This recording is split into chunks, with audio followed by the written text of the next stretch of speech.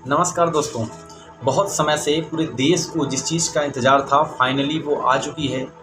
जी हाँ, मैं बात करने वाला हूँ न्यू जीएसटी रिफॉर्म्स के बारे में।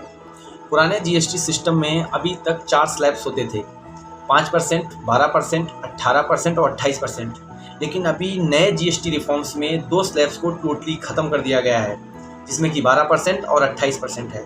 जिस वजह से जो मिडिल क्लास है उसकी जेब पे बहुत कम बर्डन पड़ने वाला है और उसको बेसिक चीज़ों में बहुत ज़्यादा हेल्प मिलने वाली है। बहुत सारी चीज़ें हैं जिनमें ये रिफॉर्म्स आए हैं, लेकिन मेनली जो मैं यहाँ पे बात करूँगा डेयरी प्रोडक्ट्स के बारे में बात करूँगा कि मेनली इनमें क्या चेंजमेंट आया है, कि पहले कितना इन पे जीएसटी लगता था, अभी कितना जीएसटी लगेगा। तो मैं सबसे पहले कुछ बात करूँगा जो डेयरी प्रोडक्ट्स के बारे में, जिन पर जीएसटी, कुछ प्रोडक्ट्स तो ऐसे हैं जिन पर जीएसटी पूरी तरीके से नील कर दी गई है और कुछ प्रोडक्ट्स ऐसे हैं जिन पे कि 5% करी गई है। तो अभी वो प्रोडक्ट्स कौन से हैं मैं उनके बारे में बताता हूँ आपको। उसमें जैसे कि कुछ तो हैं, जैसे यूएचटी मिल्क जो है उस पे पहले 5% जीएसटी लगता था, अब उसको 0 कर दिया गया है। उसके बाद पनीर और छेना दोनों पे जीएसटी को नील कर दिया गया है।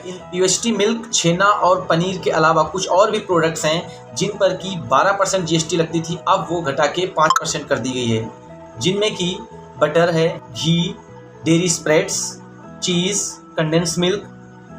इन पे अभी तक 12% लगती थी, अब इनको घटा के 5% कर दिया गया है। कुछ प्रोडक्ट्स ऐसे जैसे लग्जरीज प्रोडक्ट्स हैं, जैसे कि आइसक्रीम और चॉकलेट्स, पहले इन पे 18% जीएसटी लगती थी, लेकिन अब इनको घटा के 5% कर दिया गया है।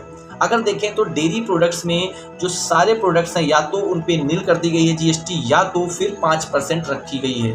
तो ये हमारी बात हुई न्यू जीएसटी रिफॉर्म्स के अंदर। जो डेयरी प्रोडक्ट्स होते हैं उन पे कितना जीएसटी अब लगेगा, आपको कितना पे करना पड़ेगा। तो इससे किसानों को और जो मिडिल क्लास है उन दोनों को फ़ायदा मिलेगा।